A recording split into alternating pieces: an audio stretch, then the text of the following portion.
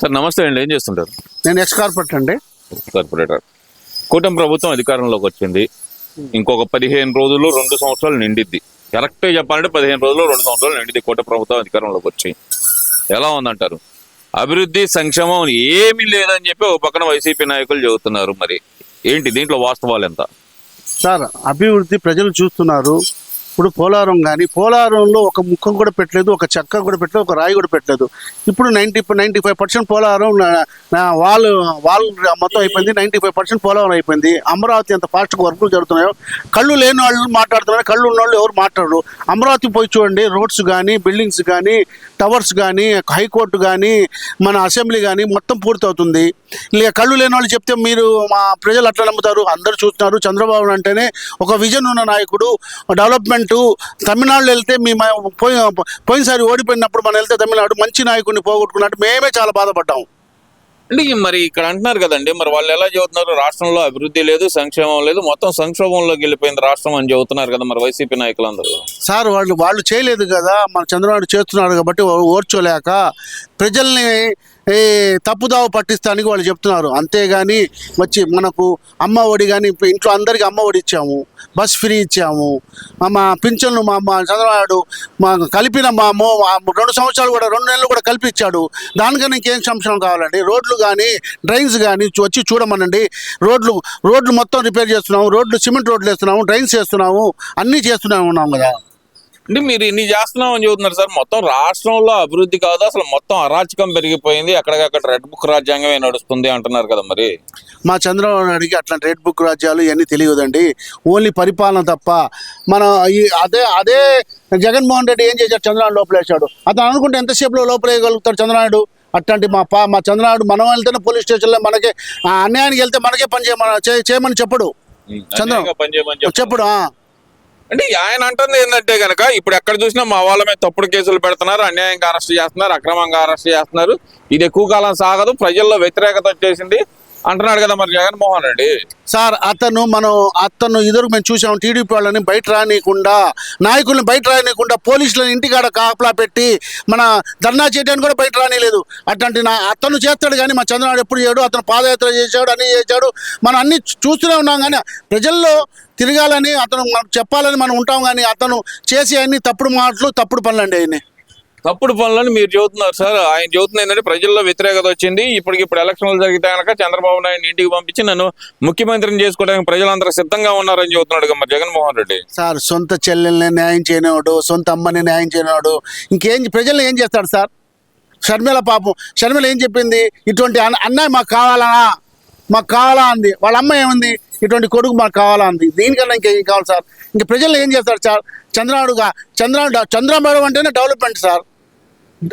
Hyderabad hitech city ఎట్లా develop అవుతుంది sir? ఇప్పుడు అమరావతి ఎట్లా అవుతుంది? గుంటూరు కానీ, విజయవాడ కానీ, ఆంధ్రప్రదేశ్ మొత్తం ఒక్క డెవలప్మెంటే చంద్రబాబు సార్. ఇప్పుడు మీరు అంటున్నారు సార్, మరి ఆయన ఎలా చెబుతున్నాడు? నేను ఎక్కడికి వెళ్ళినా సరే జనాలు అందరూ వస్తున్నారు, నన్ను సీఎం అంటున్నారు, నన్నే ముఖ్యమంత్రిగా కోరుకుంటున్నారు అందరూ అని చెప్తున్నాడు కదా మరి ఆయన.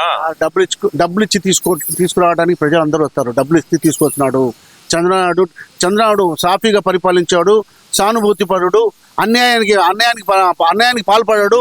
ఇతను అన్ని అరాచకాలే కదా సార్. సొంత బాబాయిని చంపినాడు, గొడ్డలి పట్టిగా సార్ ఇతంది. ఇంకేం చేస్తాడు సార్ అతను మంచి పనులు? ఏం చెప్పండి. ఇప్పుడు ఆయన చెప్తున్నాడు సార్, ప్రజలందరూ నన్నే కోరుకుంటున్నారు కాబట్టి నేను వస్తున్నాను, ప్రజల్లోకి వస్తాను, 2027 చివరి నుంచి పాదయాత్ర చేస్తాను, ప్రజల్లోనే ఉంటాను అంటున్నాడు కదా మరి సంవత్సరాల పాటు. మరి ఏం చెబుతారు దానికి? సార్, అతను పాదయాత్ర చేసుకోండి, ఇంకోటి చేసుకోండి. ప్రజలు ఇద్దరులాగా పిచ్చోళ్ళు ఏం లేరు. ప్రజలు డెవలప్మెంట్ కోరుకుంటున్నారు. డెవలప్మెంట్తో పాటు చంద్రబాబు గురించి తెలుసు కాబట్టి ఉమ్మడి రాష్ట్రంలో ఏమేమి డెవలప్ చేశాడో అన్నీ చూస్తున్నారు. హైదరాబాద్ వాళ్ళ ఇంత 2 లక్షల కోట్లు రెవెన్యూ వస్తుందంటే హైదరాబాద్ చంద్రబాబు వల్లనే. మన ఎయిర్పోర్ట్ కట్టింది ఎవరు? చంద్రబాబు నాయుడే కదా. ఇవన్నీ ఇప్పుడు గన్నావరం డెవలప్ చేసిన చంద్రబాబు నాయుడే కదా. మన అమరావతి ఎంత డెవలప్ అవుతుంది సార్? ఇంకన్నీ చెప్పుకోవడానికి అమరావతి నాశనం చేశాడుగా. అదే కంటిన్యూ చేసి ఉంటే ఇవాళ మనం బయట అమరావతి రాజధాని అయిపోయేది కదా, అతను డెవలప్ చేసి ఉంటే. అంటే ఇక్కడ ప్రధానంగా మరి ఆయన ఎలా చెబుతున్నాడు అంత కాన్ఫిడెంట్ గా? ప్రజలందరూ నన్నే కోరుకుంటున్నారు, నన్ను ముఖ్యమంత్రిని చేయాలనుకుంటున్నారు, చంద్రబాబు వస్తే కనుక ఈసారి 0 డిజిట్ కి పడిపోతాడు ఆయన అంటున్నాడు కదా మరి. సార్ ఆ 11 సీట్లు కూడా పోగొట్టుకుంటానికి అతను కూడా గెలుస్తాడు లేదో చూసుకోమనండి. కడపలో కూడా కడపలో గెలవపోవడం ఏముంది సార్? పులివెందులు అంటే జగన్మోహన్ రెడ్డి అడ్డా అంటే ఒక పక్కన అవన్నీ పోయినాయి సార్. ఆ మటర్లు అవన్నీ వాళ్ళ బాబాయ్తోనే పోయినాయి. బాబాయ్ని సొంత బాబాయ్ని చంపిన తర్వాత ఆ ప్రజలు కూడా అడ్డం తిరిగారు. ఇద్దరు వాళ్ళ నాన్న చేసిన కొంచెం కాస్త మంచి పనులు వాళ్ళకు సానుభూతి ఉండేది. ఆ బాబాయ్ని చంపేసిన తర్వాత ఆ సానుభూతి కూడా కడపలో పోయింది అతనికి. ఇంకా అతను కూడా గెలుస్తాడు లేదో నమ్మకం లేదు. గెలుస్తాడో లేదో నమ్మకం లేకుండానే మరి ఆయన ఏం చెప్తున్నాడు, 2029 అధికారం మాది, మేము వస్తే కనుక 2.0 పరిపాలన చూపిస్తాను రప్పనే అంటున్నాడు కదా. మరి సార్ ఆ కార్యకర్తలు కూడా వెళ్ళిపోతారు. ఆ డాప్చరి మాటలు చెప్పిపోతే ఆ కార్యకర్తలు ఎక్కడ ఉంటారు? ప్రజలు అందరూ అదైపోయింది. ఆ కార్యకర్తలు కూడా కాపాడుకోవాలి కదా. ఆ కాపాడుకుంటేనే ఇవన్నీ చెప్పుకుంటున్నాడు. అంటే ఈ రప్ప అనే మాటను అసలు ఎలా చూడాలంటారు? ప్రధానంగా వీళ్ళు ఎందుకు చెబుతున్నారు రప్ప అని? రెచ్చగొట్టే వ్యాఖ్యలను ఎలా చూడాలంటారు?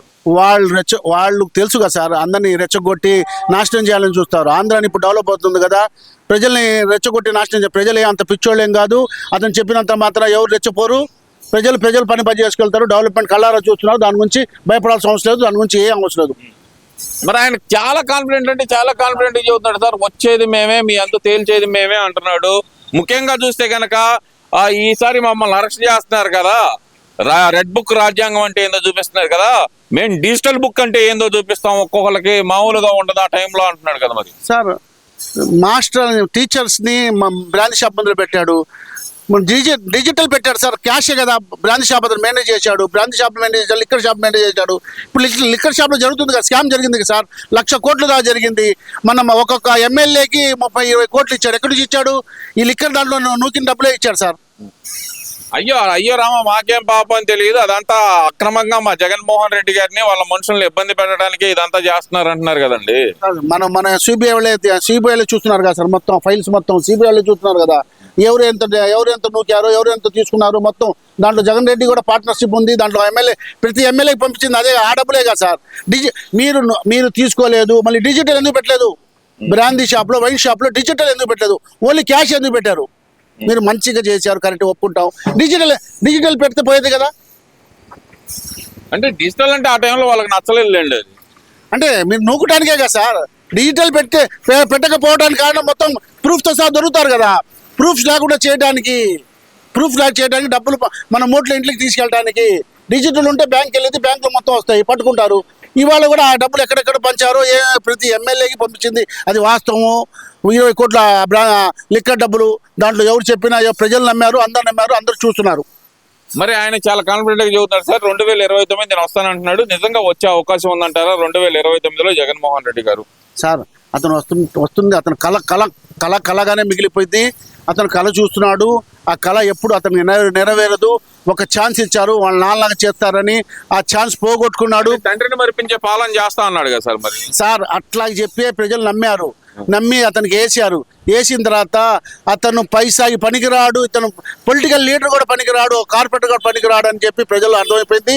ఈ కులాల్ని అడ్డం పెట్టుకుని చేయాలనుకున్నాడు. అన్ని భ్రమ సార్. అతను భ్రమ తప్ప ఇంకేం లేదు సార్. Thank you.